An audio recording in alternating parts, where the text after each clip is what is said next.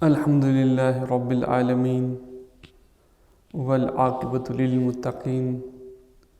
والصلاة والسلام علی رسولہ الکریم وعلی آلہ واصحابہ اجمعین،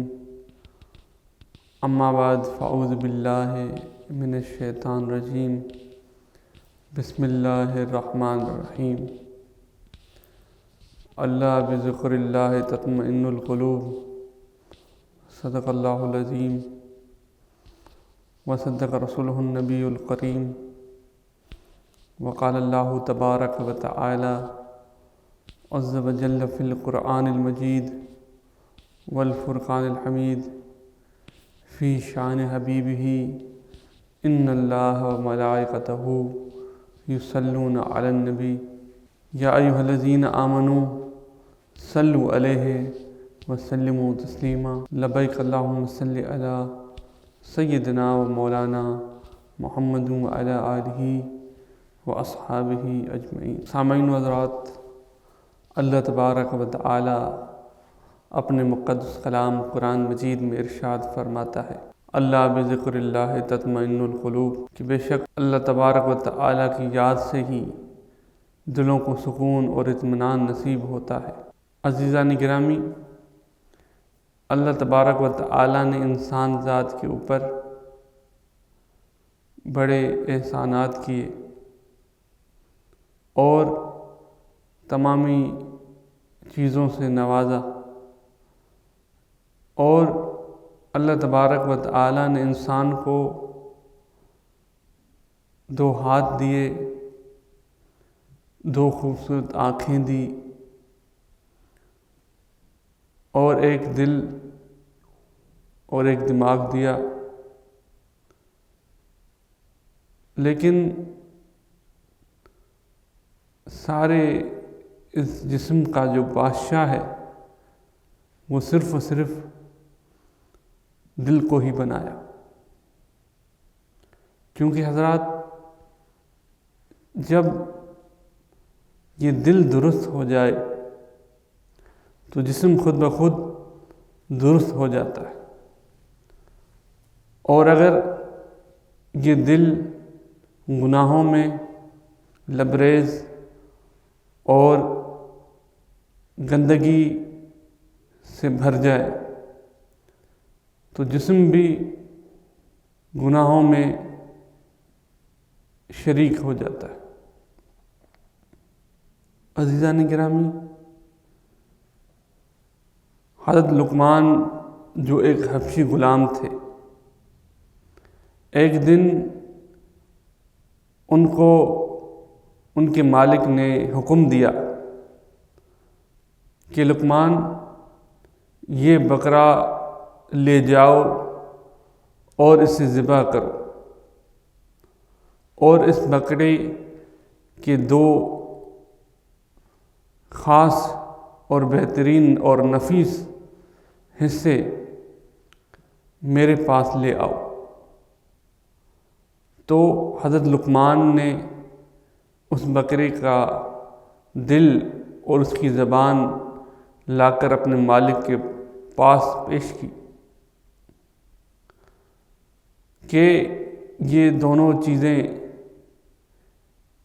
اس بکرے کی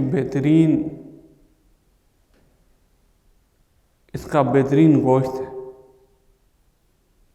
عزیزان گرامی، اور کچھ دن بعد پھر جب ان کے آقا نے حکم دیا کہ اب جاؤ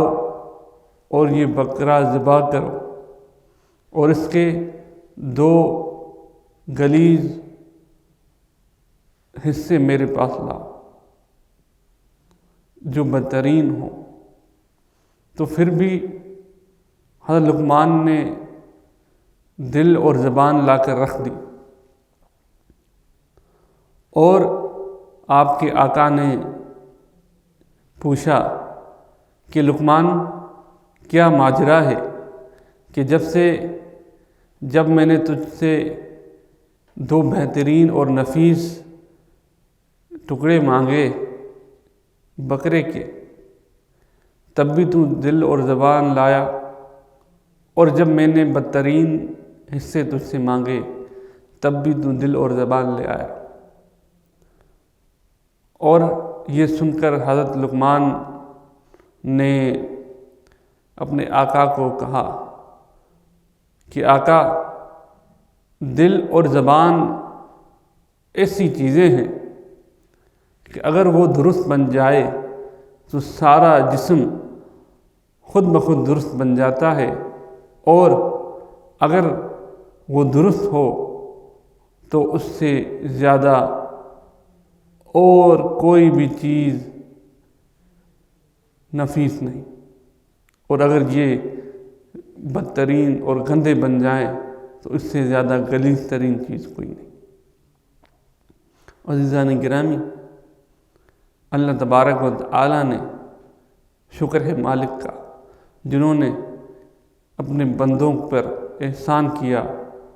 اور اپنے ذکر کو اور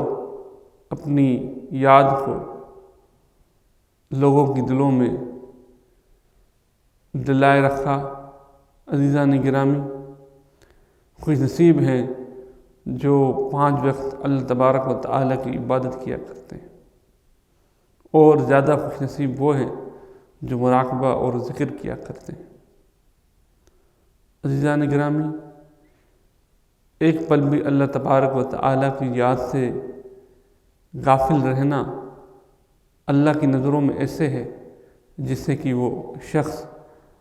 مردہ یعنی مرا ہوا ہو۔ اور اس لحاظ سے ایک واقعہ ہے کہ حضرت جنید بغدادی رحمۃ اللہ علیہ، جو ایک وقت کے بڑے بزرگ تھے، اور جب آپ کے پاس آپ کی دربار پر ایک آپ کا مرید، جو آپ کا خاص مرید تھا، دور سے سفر طے کر کے حضرت جنید بغدادی رحمۃ اللہ علیہ کے پاس آپ کی زیارت کے لیے جب دربار شریف پر حاضر ہوا، اور جب وہ شخص دربار کی دروازے پر گیٹ پر پہنچا تو وہاں پہ 2 بلوں کو آپس میں گفتگو کرتے ہوئے سنا کہ انا للہ و انا الیہ راجعون، کہ آج حضرت جنید بغدادی اس دنیا سے چلے گئے۔ اور یہ سن کر ہی جو فقیر دور سے اپنے مرشد کی زیارت کے لیے حاضر ہوا وہ بے ہوش ہو گیا۔ جب دربار شریف کے تمام خادمین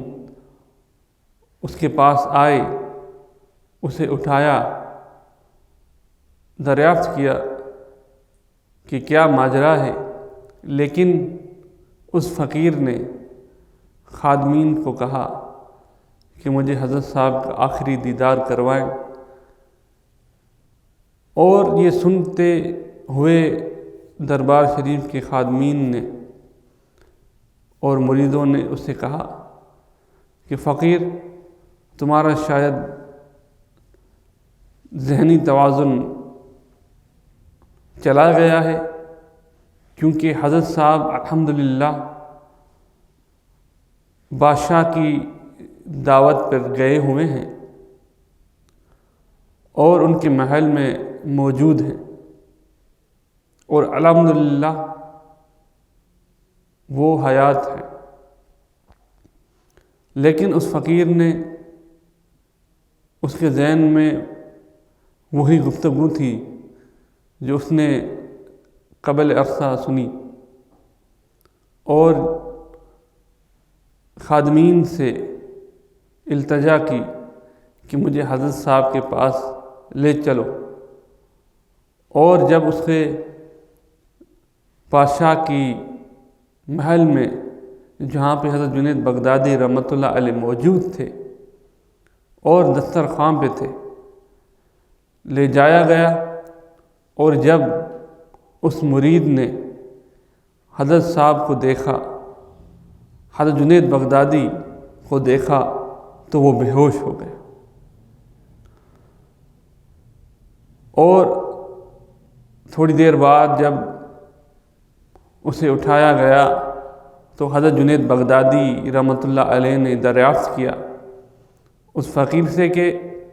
کیا ماجرا ہے کہ تم بے ہوش ہو گئے ہو؟ اور فقیروں نے بتایا ہے کہ قبل عرصہ بھی تم ایسے ہی بے ہوش ہو گئے۔ تو اس بندے نے سارا ماجرا اپنے مرشد کو بتایا کہ جب میں دربار شریف پر حاضر ہوا تو دو بلوں کو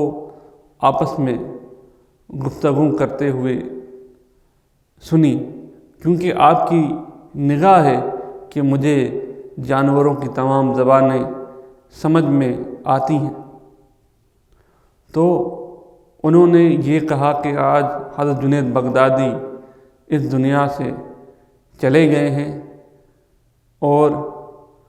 جب یہ حضرت جنید بغدادی نے سنا تو وہ بھی بے ہوش ہو گئے۔ تمام مریدین حیران و پریشان ہو گئے اور فقیر کو برا بھلا کہنے لگے کہ پہلے تم آئے اور بے ہوش ہو گئے، پھر ہماری بات پر یقین نہیں کیا، اور جب ہم تمہیں حضرت صاحب کے پاس لے آئے تو ان کے کان میں کچھ ایسا بول دیا کہ اب وہ بھی بے ہوش ہو گئے۔ اور ادھر ہی حضرت جنید بغدادی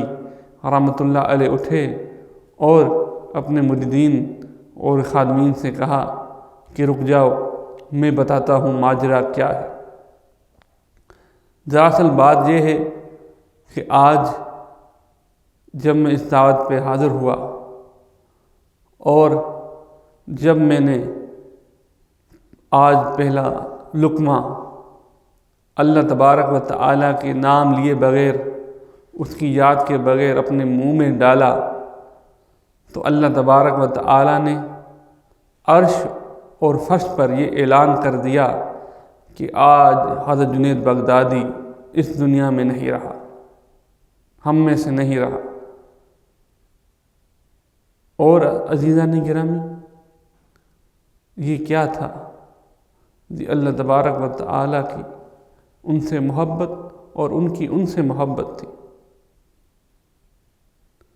اگر کوئی بھی شخص اللہ تبارک و تعالیٰ کو یاد کرتا ہے، درود و سلام پیش کرتا ہے حضور کریم صلی اللہ علیہ وآلہ وسلم کی ذات کے اوپر، تو وہ صرف و صرف خود پر احسان کرتا ہے،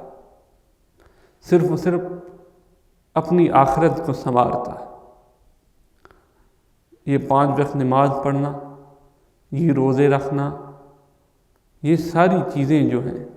یہ صرف و صرف ہماری آخرت کی ثمر و سامان ہے۔ عزیزان گرامی، اس فتنہ بازی والے دور میں ہمیں چاہیے کہ زیادہ سے زیادہ اپنے مالک حقیقی کو یاد کیا کریں، اور جب کاروبار میں ہوں، جہاں کہیں بھی ہو، اللہ اللہ کا ذکر دل میں ضرور ہو۔ انشاءاللہ اللہ تبارک و تعالیٰ کی نگاہ کرم ہوگی، اور حضور کریم صلی اللہ علیہ وآلہ وسلم کی عنایت ہوگی، اور انشاءاللہ ہماری یہ زندگی بھی اور آخرت بھی سنور جائے گی۔ امید ہے کہ میرا بتانا اور آپ کا سننا اللہ تبارک و تعالیٰ اپنی بارگاہ میں منظور و مقبول فرمائے۔ آخر دعوانا الحمدللہ رب العالمین۔